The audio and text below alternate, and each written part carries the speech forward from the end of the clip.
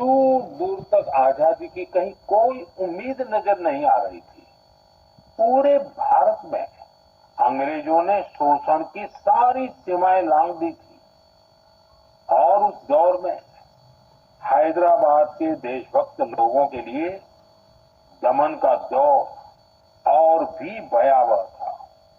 वे क्रूर और निर्दयी निजाम के अत्याचारों को भी झेलने को मजबूर थे। गरीबों, वंचितों और आदिवासी समुदायों पर तो अत्याचार की कोई सीमा ही नहीं थी।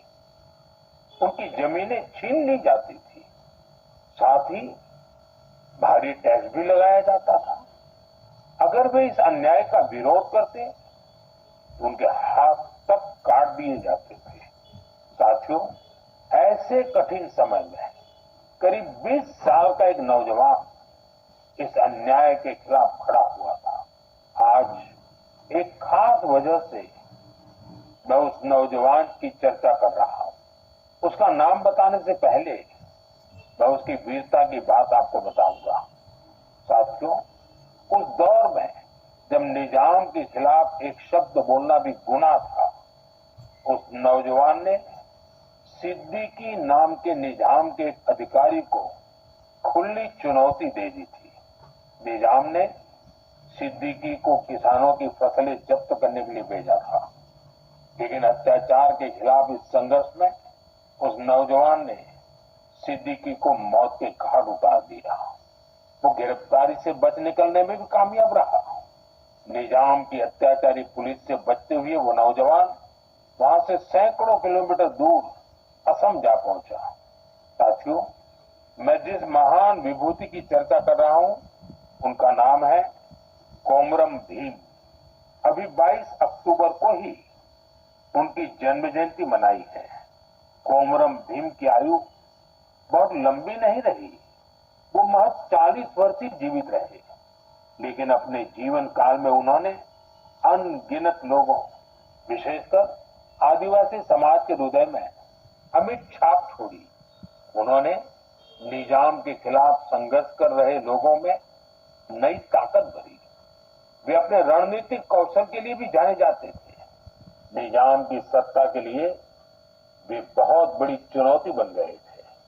1940 में निजाम के लोगों ने उनकी हत्या कर दी थी। युवाओं से मेरा आग्रह है कि वे उनके बारे में अधिक से अधिक जानने का प्रयास करें।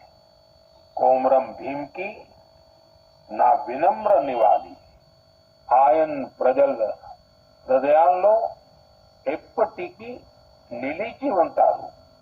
साथियों, अगले महीने की 15 तारीख को हम जनजातीय गौरव दिवस मनाएंगे। यह भगवान बिरसा मुंडा जी की जयंती का सुअवसर है। मैं भगवान बिरसा मुंडा जी को श्रद्धापूर्वक नमन करता हूं। देश की आजादी के लिए, आदिवासी समुदाय के अधिकारों के लिए उन्होंने जो काम किया वो अतुलनीय है।